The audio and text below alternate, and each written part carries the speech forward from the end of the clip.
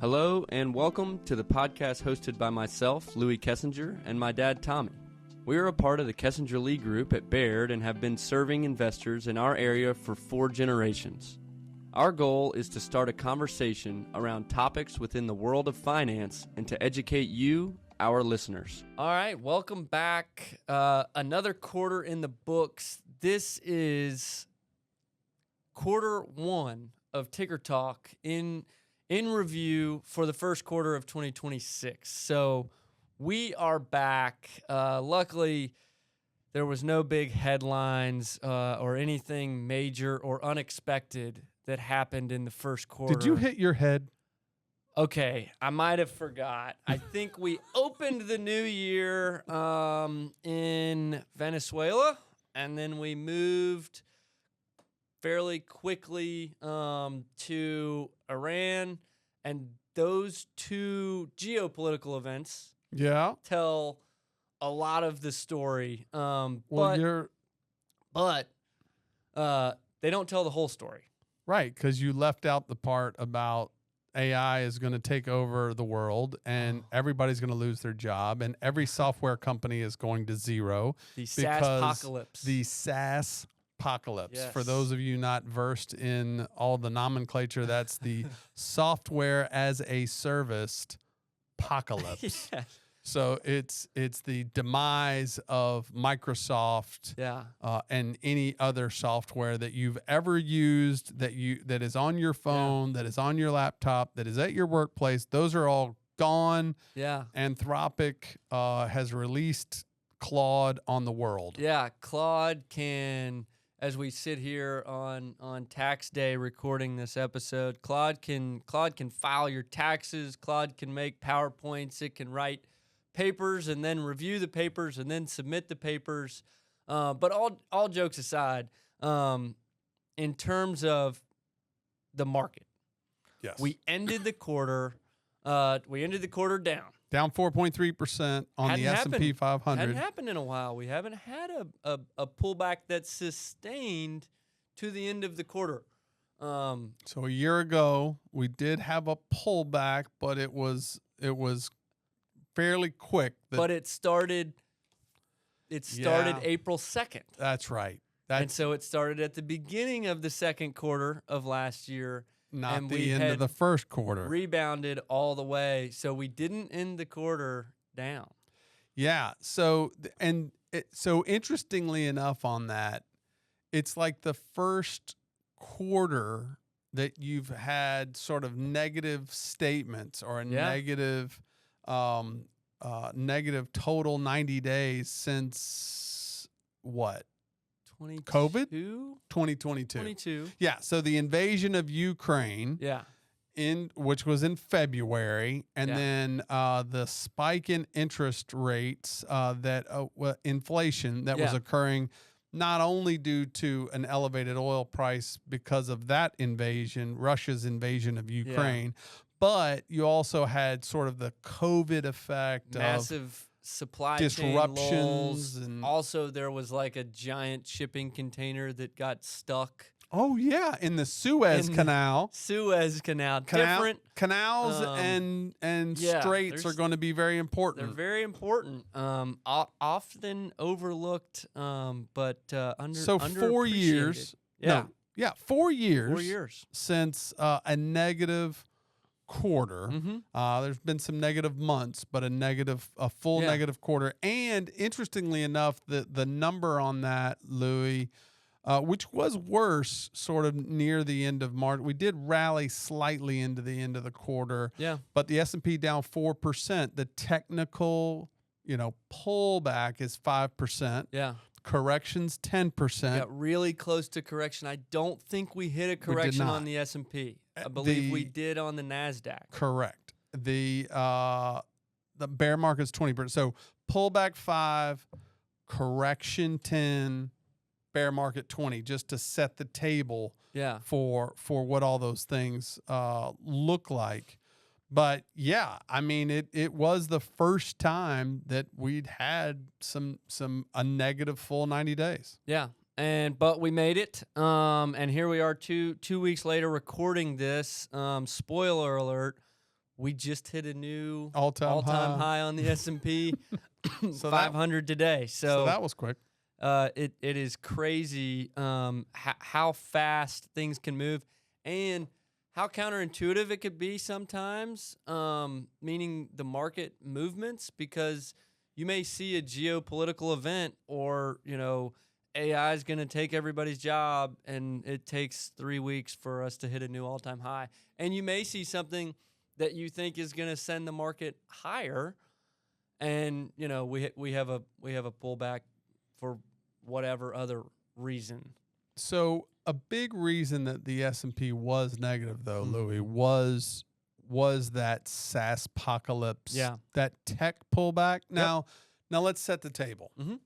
So 23, 24, 25, all double digits. Like the ticker talks that we've done in that time period, we've sort of sounded a little like broken records. Yeah. We got really excited this time a year ago with the whole Trump tariff, rally, that 8-day correction. A week ago last year. But here's an interesting one. Yeah. You know what was up in the quarter? Yeah. What was up? Small caps. Yeah. Small caps were up 3.5%. Mid caps, so these are your middle tier companies, up 2.5% for the quarter. So there was an overall pullback. Yeah. But not everything pulled back. There was a rotation. It was a rotation out of the story of the last 3 years, and really even the last 5, and maybe longer, because the big tech names have really been the ones that have then sort of led the AI charge with some other names around them. Having some big moves as the AI, story took off over the last 3 years. But AI has, up to the end of 2025, been something that is coming. Right. And it's been a driver of all this capital expenditure and all this anticipation and excitement. Yeah. But then reality hit. Everybody, meaning all these big companies that are seeing huge gains, are spending money because they can't be left behind in a world of AI. And then all of a sudden you go from AI as, and I'll be super general, but basically it was like a really advanced Google search. You could talk to it, but it was more or less a research tool. It couldn't do anything. It could tell you everything. It was wrong sometimes, but it could tell you everything. It had the knowledge of the internet. Right. But it couldn't do anything. And that changed. And so then at the end of 2025, and beginning of 2026, AI could do stuff. What do I mean by that? I mean that you could give it your login to your email and if you're brave enough or stupid enough or both, your bank statements, and you could have it send emails to people, and you could have it purchase things online for you. And so then that very quickly, from a research firm, published an article that essentially was like a sci-fi movie that projected, hey, the end of the world is coming because nobody's going to have jobs because AI can do everything. And that took all the software as a service names, like a CRM that you probably use some form of at your office, PowerPoint, Excel. You don't need any of them anymore. Word, yeah. Because AI can just do it for you. And now we've seen, hey, maybe that's not. Maybe you do need those the tools, whole story. And maybe AI can help you, the human, use those tools more efficiently. And that's sort of the realization that we've come to. So anytime you have a big technological change, you're going to have disruption. Yeah. So I heard somebody else in our industry making the statement that, in 1999, that on the floor of the New York Stock Exchange, there were close to 5,000 people that were working on the floor of the exchange or in the building of the exchange. And today, there are 200 people. Yeah. Now, is that because the financial industry has shrunk? No. If you look at that whole group of people that service the financial industry, it's grown from like 285,000 jobs to 550,000 jobs.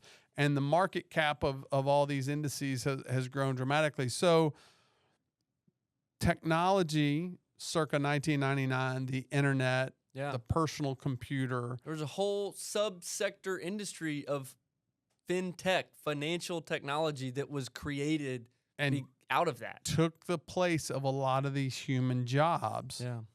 But it didn't mean that there were no jobs. It meant everybody got different jobs. And let's be real clear, there is a human side to this. It also didn't mean all those people lost their jobs. They just retired. Yeah. Or they just realized, like, okay, I love this industry. I just need to go do something with the knowledge that I have in a different way. And they went to work for hedge funds and they went to work for other platforms that do trading. They just do it electronically. So when you hear about AI is going to do this, going to do that, like, stop and think for a moment. Yeah.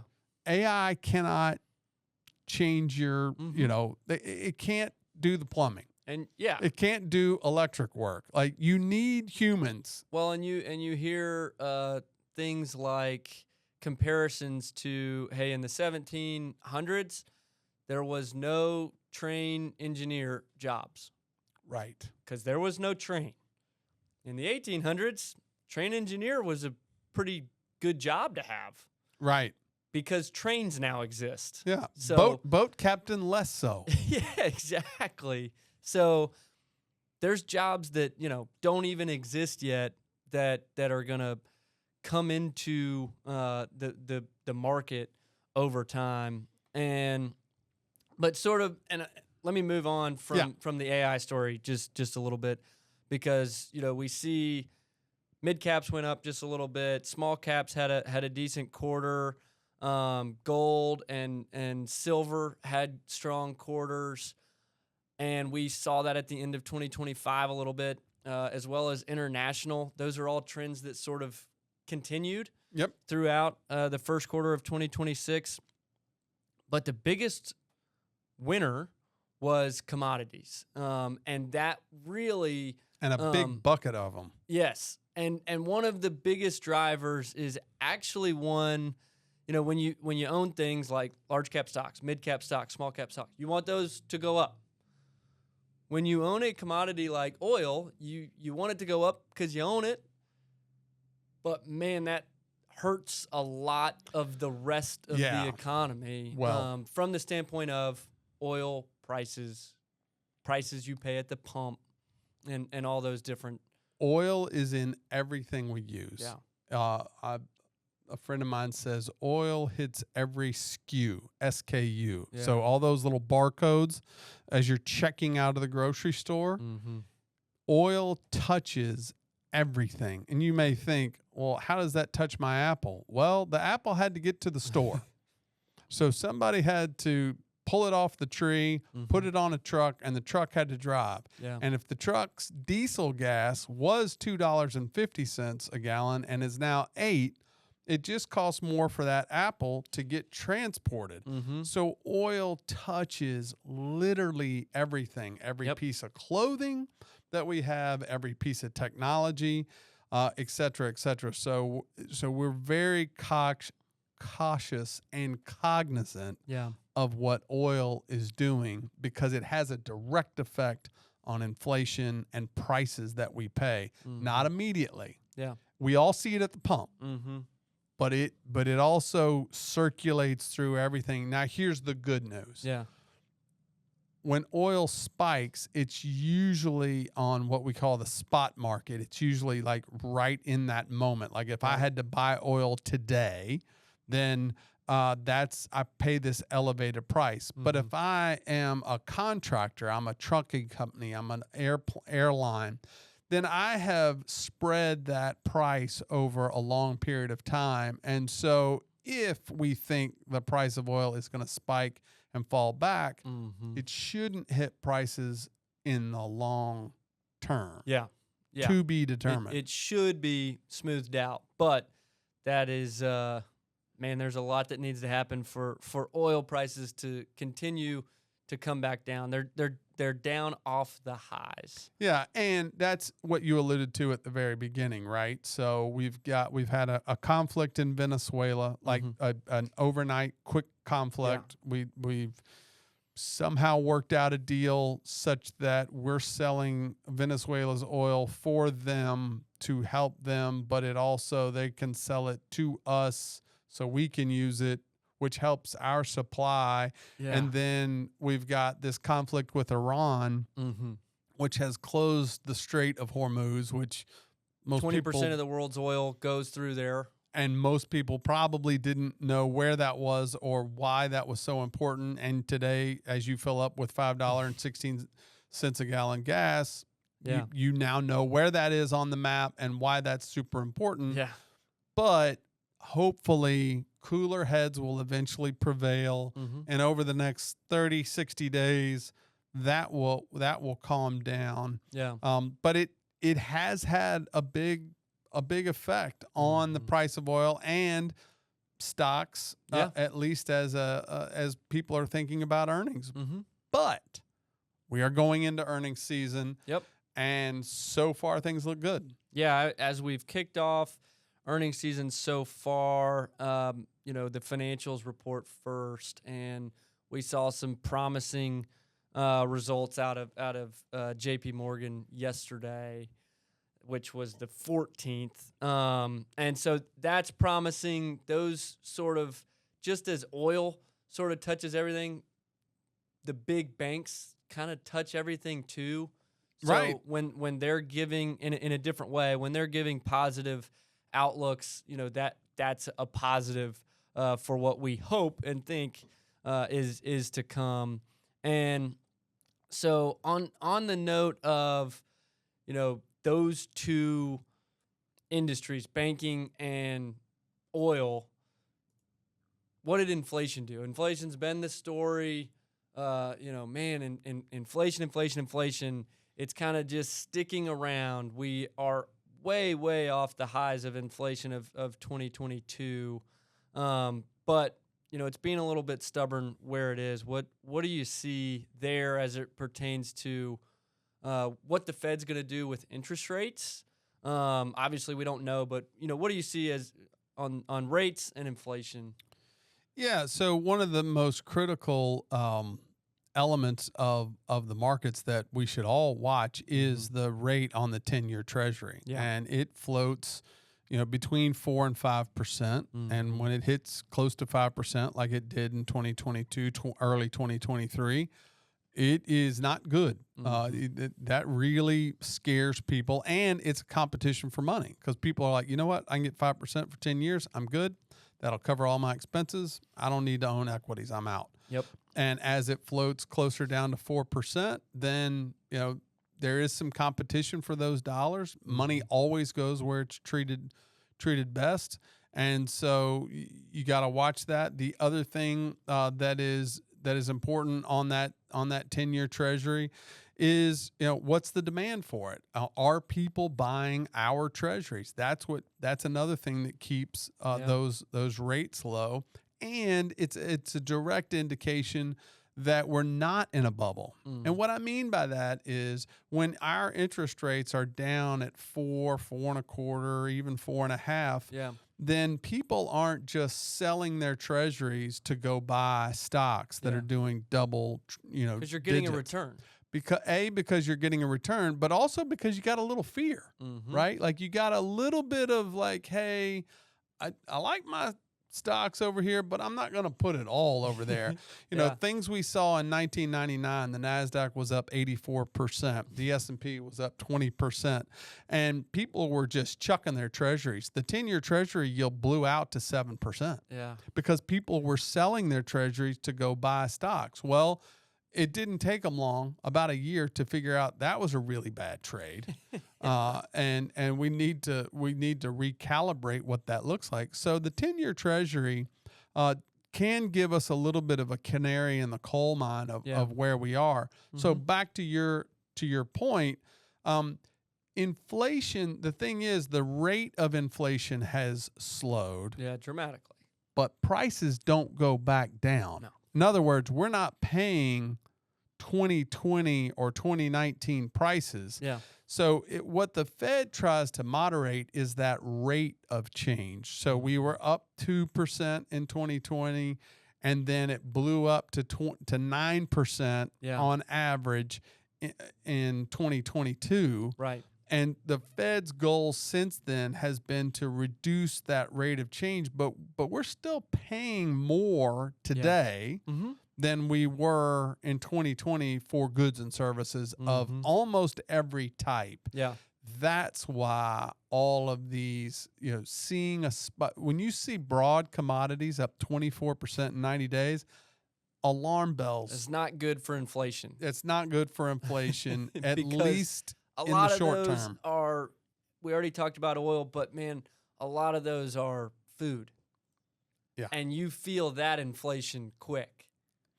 And again, for those of you longtime listeners, what's the price of milk today? Mm-hmm. Well, it isn't $1 a gallon like it was when I was, in high school in 1986. So that's the thing we've got to watch as it relates to that. But again, that's why we're big proponents of owning businesses that can rise to that occasion and increase their earnings. So interestingly enough on that, Louis, one of the things that is good about this pullback, I always say pullbacks are great because they give prices an opportunity to reset as the earnings catch up. So as we finished 2025, we touched on this last time.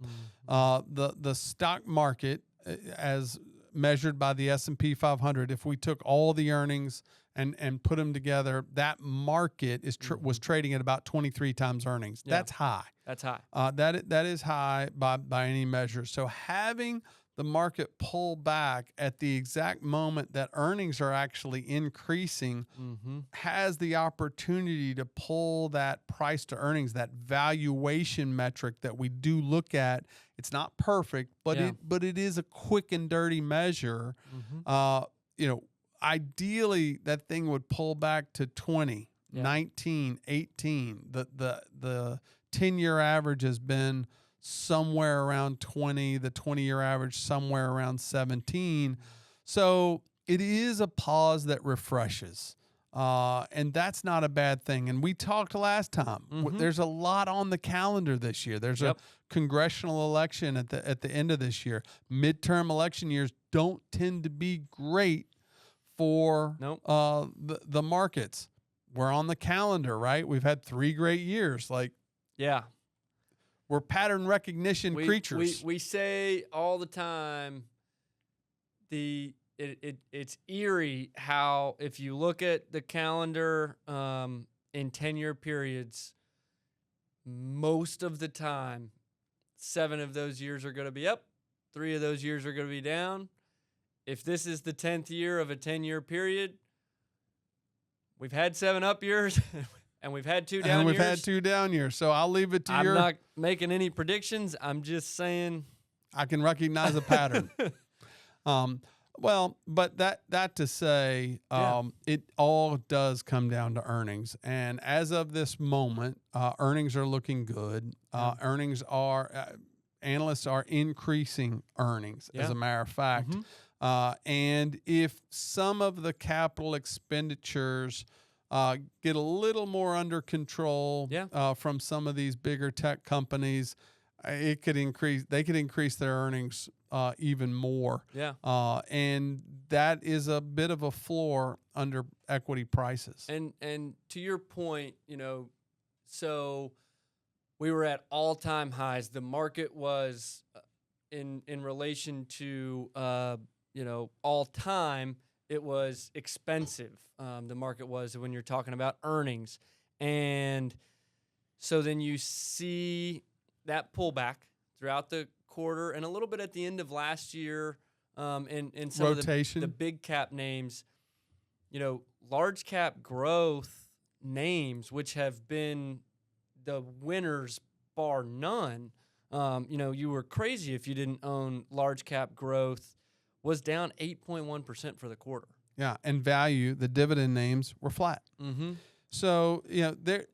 And what's brought it back as we sit here now on the 15th are, some of those large cap names are bouncing back, but it's because their earnings have caught up.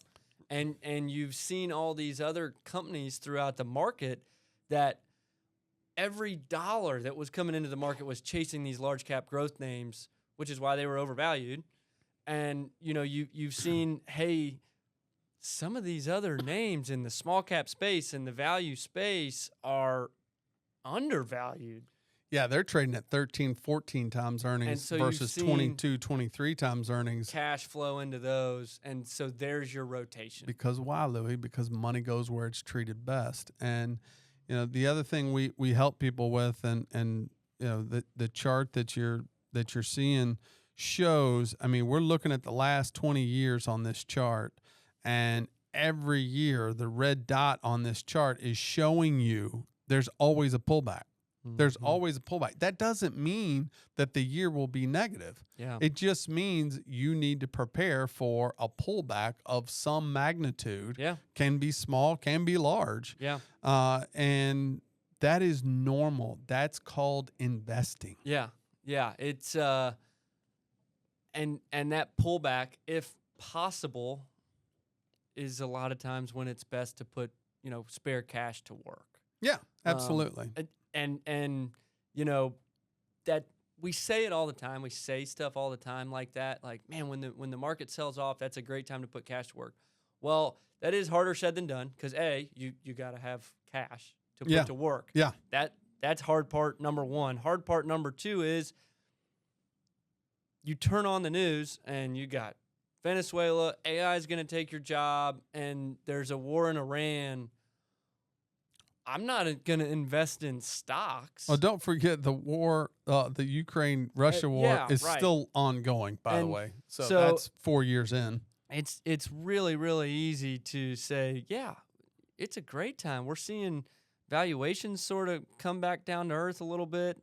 That's just a nice way of saying that usually the market's down. Right. And, so it is easier said than done to invest money when the market's down. But I will, and I'll take this opportunity to just remind everybody of my adage that I've said on here many times. Yeah. But we all make money in percentages, right? I was up, last year I was up 18%, year before up 25%, the year before up 26%. Yeah. And then you walk in and you're like, hey man, you just lost me $50,000. Yeah. Like, okay, but that's only 4.8% of your portfolio. Like you didn't tell me that. Nobody said, hey, you made me $250,000. They said I made you 25%. Yeah.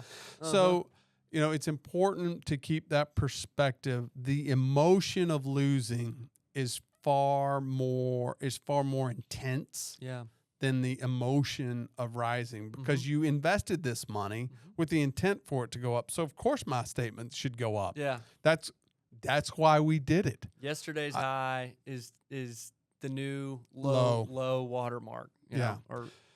So, the important pieces here that we repeat all the time are, right, to have a plan, to know your sleep at night number, especially when bombs are going off around the world, and to have your allocation right. So we talked about it at the end on the last ticker talk. Like if you may be an 80-20 today. Yeah. But you didn't start 80-20. Right. You might have even started at 60-40, 60% in stocks, 40% in bonds, and you just didn't rebalance. Mm-hmm. And the market's up over 3 years, and all of a sudden, you're 80-20. Yeah, the stocks grew faster than the bonds did. And are you okay with that? Because that's what you wanted to happen. Yeah. But now your allocation isn't where you started. Right. So review those, look at those. Downturns are a great opportunity to go, okay, how did that feel? Yeah. I liked that. I didn't like that. Mm-hmm. I liked this, but not that. And to adjust your plan ever so slightly. But I promise you this, your plan, whoever you're with if you're with us, great. If you're with somebody else, I promise that your plan takes into account downturns in the market. Yeah. It is never a linear, straight line up on anybody's projections. And one thing that I'll leave with is it is impossible to predict what geopolitically is going to happen. And then to make things even harder, it is impossible to predict what effect that geopolitical event will then have on the market. Great point. It is so obvious sometimes, and other times it's so counterintuitive that it makes no sense, and that is a guessing game on top of a guessing game. So all that to say, if you enjoy keeping up with current events, by all means, continue to watch the news and be informed. It's great. We do it every day. But, man, don't let that drive your investment process or your financial plan. If it makes you nervous or anything like that, that's okay. That's completely normal. Listen, but I've been doing this 33 years, and when I saw that the peace talks broke down over the weekend, I was like, man, this is going to be a rough week. Yeah. And it's been a rough week for those that were short the market because we're at new all-time highs on Wednesday. And like I said, I've been doing this a long time, and I was certain it was going to go the other way. I walked into your office at the end of the day on Monday, I think. It was Monday. And, I mean, I like to think I at least know something. I haven't been here as long as you, but going on 5 years, and the first thing I said was, why is the market up 1% today? Right? We peace talks are completely broken, busted. Yeah. Both sides left and went home. The straits closed. The straits closed to everybody. To everyone. Everyone. So how is that good news? But listen, markets always look through the events of today to see what's going to happen tomorrow. Yeah. Typically they're looking 6 months out, and so when we come back for ticker talk Q2, the market will already be looking at 2027. Yeah. So it's just a great reminder, and your point is so right. Like, enjoy your current events, but do not make long-term investment decisions on the events of today. You'll be woefully wrong more often than right. Yeah. That's probably pretty good. I think that's good. Thank you for joining us for Ticker Talk Q1 of 2026. We will see you in July? See you in July. All right. See you then. This podcast is intended for informational and educational purposes only. It is not an offer to buy or sell, or solicitation of an offer to buy or sell any security or investment, or to participate in any particular trading or investment strategy. The information is considered to be from reliable sources, but its accuracy is not guaranteed. We do not offer legal or tax advice, so please consult your tax or legal professional for information specific to your situation. The opinions expressed are those of the speaker and not necessarily those of Robert W. Baird & Company Incorporated. Please note, past performance is not indicative of future results, and diversification does not ensure a profit or protect against loss. All investments carry some level of risk, including loss of principal. You should carefully consider investment objectives and risks of any investment before investing. An investment cannot be made directly in an index. Securities and investment advisory services are offered by Robert W. Baird & Company Incorporated, a registered broker-dealer and investment advisor, member NYSE, FINRA, and SIPC. You should consider the investment objectives, risks, charges, and expenses of each money market fund carefully before investing. This and other information is found in the applicable prospectus for the money market fund. Contact your Baird financial advisor for a prospectus. Please read the prospectus carefully before investing. Money market funds are managed to maintain a stable $1 share price. An investment in a money market fund is not insured or guaranteed by the Federal Deposit Insurance Corporation or any other government agency. Although the fund seeks to preserve the value of your investment at $1 per share, it is possible to lose money by investing in the fund.